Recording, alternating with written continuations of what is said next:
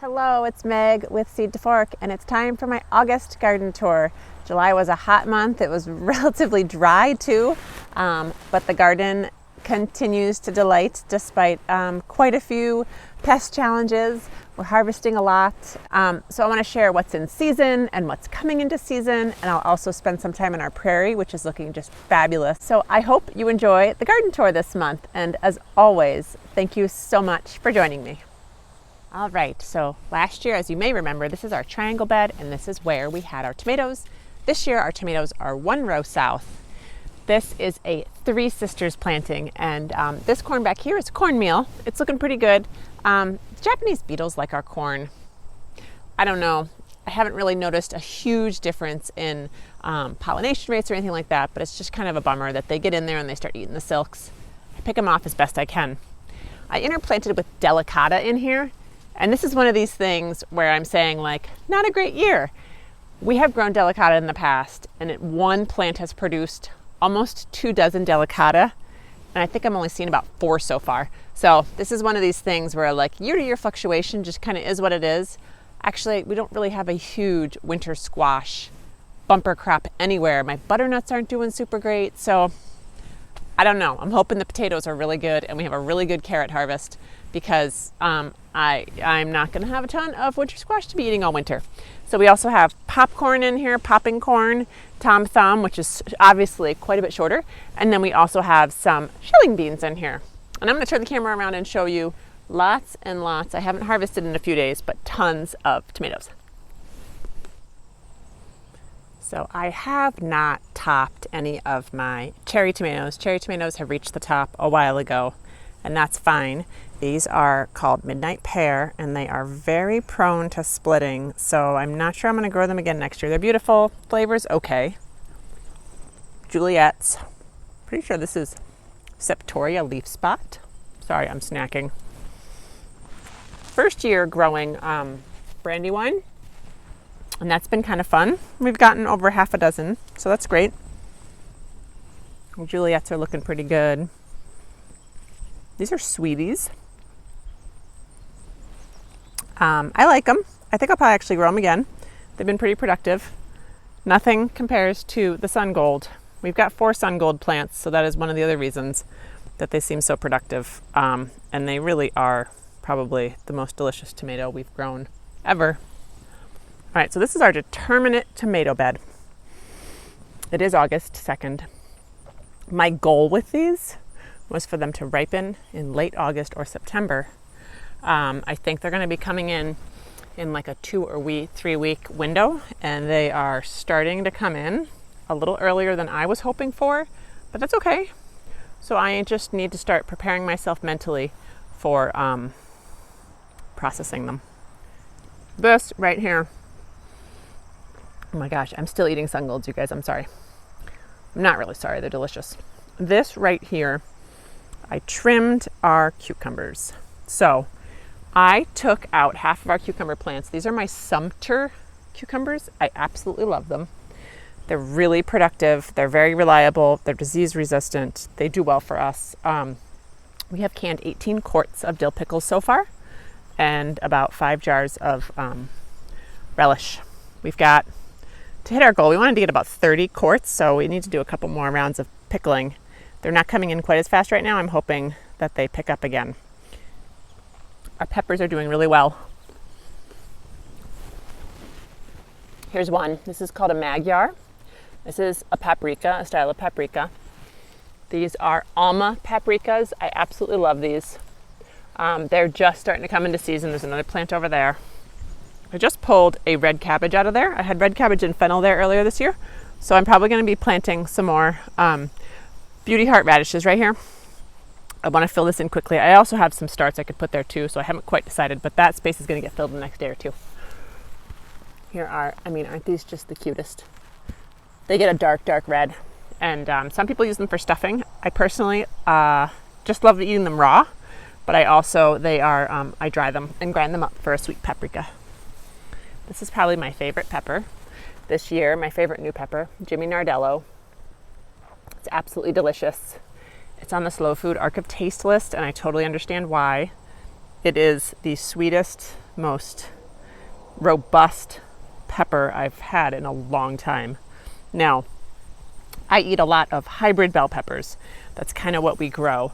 So I've got like our gourmet bell, which you can see right there. That one is probably really close to being ready to harvest.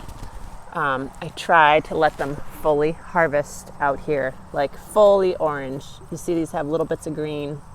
I'm leaving them, but there's another one. This might be a Madonna, a yellow variety. And this is a couple of different successions of carrots. So what I did here is I had red cabbages in between, and I harvested everything except for these red cabbages. They were the last things to come out. So where these younger seedlings are is where the red cabbages were most recently, and then I had germinated seeds in between the red cabbages. And then once the red cabbages were harvested, I came back through and I did another kind of mixed row here and added more carrots. Carrots is one of these fall crops that I don't think we can ever have enough of. I mean, we probably could, but we could easily eat a carrot a day. And what's that? 4 carrots a day times, let's say, 120 days. That's a lot of carrots. I've got potatoes down there. And this is one of our fall plantings. And I feel like in July, I think I showed you that we had our buckwheat here and then we cut it. I might have even showed you the plants that I planted. I should probably know that instead of just blabbering my mouth. But this is our oldest fall planting, and it's got things that are going to take longer. Like it's got like 75-day cabbages in here. Maybe they're more like 80 days. It's got 87-day red cabbages in here. I know that. It's got cauliflower that takes several months, and green cauliflower. It's got some broccoli in here. I've got Savoy cabbages. This I don't plan on eating until October or later. So this is one of these like set it and forget it kind of. We're monitoring for cabbage moths. We've applied BT once, and we've interplanted with lettuce that we've started to eat. Right here are peanuts. They're looking okay. It's been a lovely summer for peanuts. I haven't really looked for, I'm not digging around at all. I mounded them up last month and I'm forgetting about it. All right, so more fall garden here. These are black radish, black Spanish radish, 2 rows of watermelon radish, and then a row of purple top globe turnips. We pulled potatoes here early. We pulled the Yukon Golds. I think they had, I think it was drought damage, and I don't think it was actually a disease, but we pulled them and it opened up space. And I just thought to myself, let's pull them. We'll eat those potatoes fresh, and we've been really enjoying them. And so I transplanted with a second succession of summer squash here. And then I started the 50-day radishes here, which is, it's a great thing to get them going in the end of July. These are some shelling beans that are finally starting to get going. I grew these from saved seed, and I think maybe my seed was a little hybridized. I'm not super sure, but that's supposed to be a Borlotti. We'll see how it turns out. This is our older summer squash, and as you can see, I do need to do some harvesting today. We have a younger summer squash that I put where we took out some early potatoes. This, I have no idea. Oh, it looks like maybe Japanese beetles are eating it. This is getting eaten. This is one of my eggplants here. And I have started to cook and eat with eggplant, and I'm really happy to say that I have really enjoyed eggplants. I just pickled them the other day. I made quick pickles and they were delicious. Oh my gosh. So we've got 3 kinds of eggplants. I don't grow eggplant every year, but I might start to. Yes. Here's another fall planting that I think those starts were started around the same time as the ones right behind me over here. And these are doing pretty well. These went in about a week after the other ones, and so they responded kind of faster, which was really fascinating. I've also put some quick radishes on either side of these broccoli here, and I transplanted some celery for the fall. I knocked our onions over to get those starting to dry out because I need that space for like our fall kohlrabi and bok choy. We just started harvesting our sweet corn this week, so I'm hoping to finish harvesting that too, and this whole area is going to get reset for fall. These are our Brussels sprouts, and I know some of them are starting to sprout. Brussels sprouts are in the garden really all season. I start them end of April. They come out end of May, beginning of June. and they sit here until October, November. These are some heat tolerant lettuce. Just put those in the ground this week. Some of them I split, so they look kind of sad, but I think they'll make a recovery. These are some transplanted beets. They also look very sad in between some bush beans.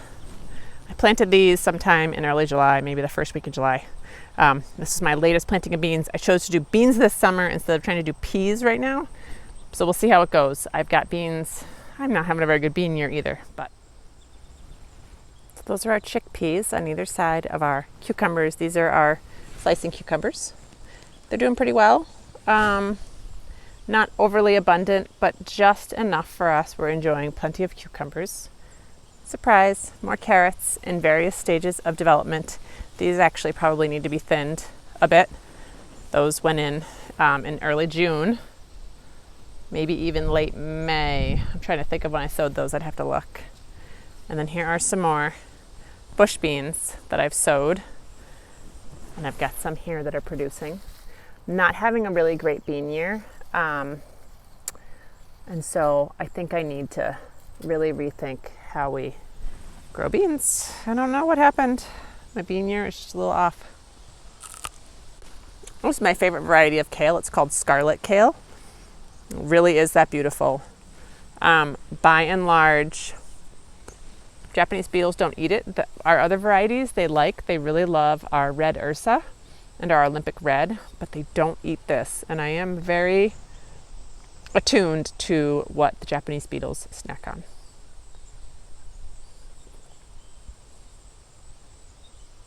I love these sunflowers. They're gorgeous, they're cheerful, and I planted them in between our tomatoes in our determinate tomato bed. They just opened up a few weeks ago. They're just delightful. All right, so this is kind of our culinary pepper area. These are Hatch chilies. Oh no, sorry, these aren't Hatch. I'm lying. These are gochus, and I can see they've got blossom end rot, and I actually saw over here too, we've got some blossom end rot on these. I'm gonna pull these. What I've learned this year, maybe you shouldn't do what I'm doing, but it's fine if you do. Maybe I should be cutting it off, but whatever, this is what I do. So when you have fruit on your pepper plants that show signs of blossom end rot, which is a sign of uneven watering, because calcium is really important to the ripening process, and it's a very heavy and difficult thing for the plant to move. So it kind of competes with the water needs of the plant in other areas. Anyway, when a pepper shows this, you're supposed to take it off because it's never going to repair, and it's going to take away from the plant ripening other peppers well. So, oh, this one too. Well, it's fine. I will roast these. We actually put some Hatch chilies on our pizza the other night, and they were delicious. Totally delicious. And these other ones are gochus. And like I said, I saw some blossom end rot on these two. I'm going to pull those as well. So, and these are all for storage, and I'm just letting them be. And they will be ready soon to harvest and cure. This is bee balm, aptly named because it is a favorite of the pollinators.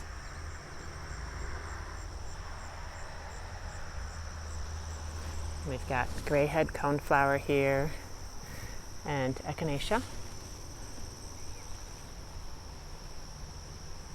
And this grass is, this is Canada wild rye. And we've got lots of other good stuff in here. It's just been really fun to see the prairie grow this year. There's a lot more diversity yet to come.